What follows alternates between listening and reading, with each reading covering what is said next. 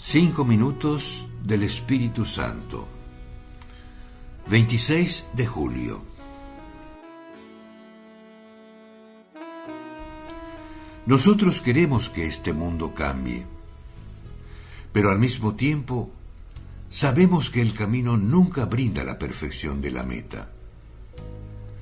Por eso, podemos aceptar serenamente que esta vida no termine de darnos todo y nos hacemos capaces de disfrutar de los pequeños logros, aunque no estén acabados por completo.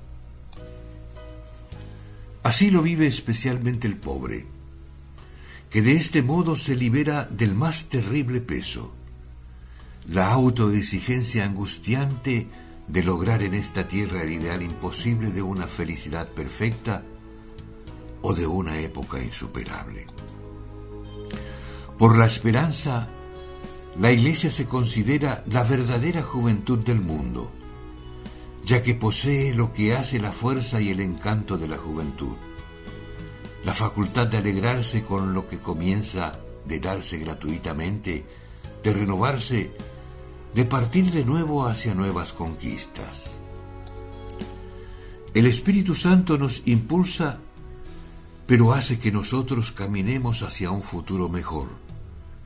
No nos arrastra como muñecos, sino que nos motiva a tomar decisiones, a usar los propios talentos, a organizarnos, a trabajar juntos por un futuro mejor, a buscar la justicia y la solidaridad, pero sabiendo que la perfección solo estará en el cielo, donde estarán todas las cosas buenas que hayamos logrado y mucho más que eso.